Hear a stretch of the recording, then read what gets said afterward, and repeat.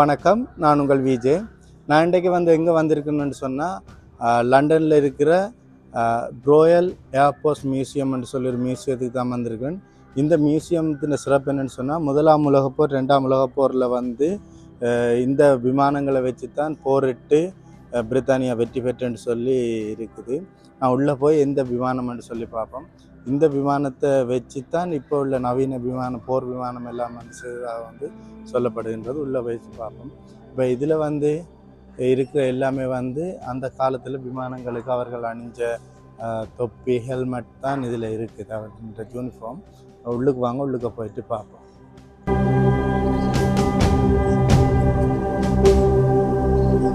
இந்த விமானம் முதலாவது உலகப் போரில் பயன்படுத்தின ஒரு விமானம்.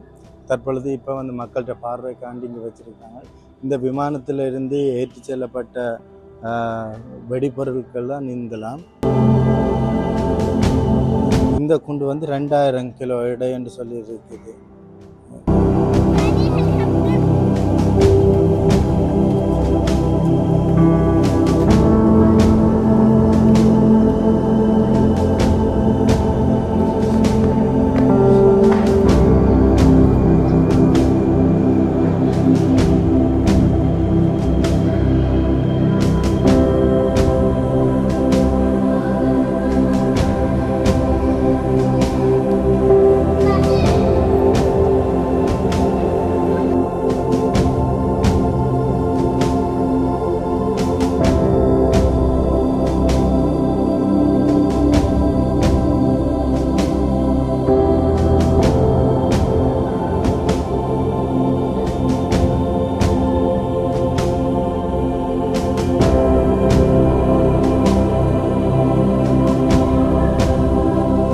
பெரிய பெரிய போர் விமானங்கள் எல்லாம் உருவாக்கணும்னு இப்படியான சாம்பிள் விமானம் சின்ன அந்த விளையாட்டு விமானமாக உருவாக்கியிருக்கிறாங்க.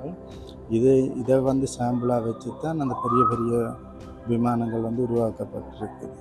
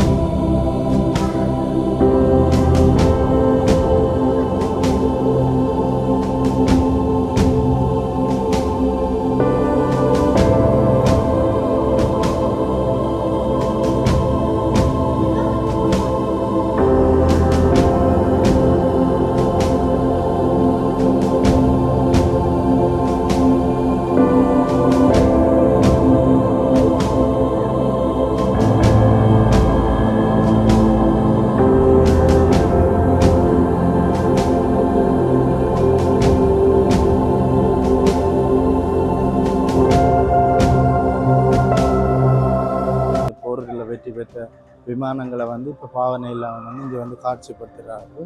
அந்த விமானத்துக்குள்ளே தான் நான் இப்போ போகிறேன்.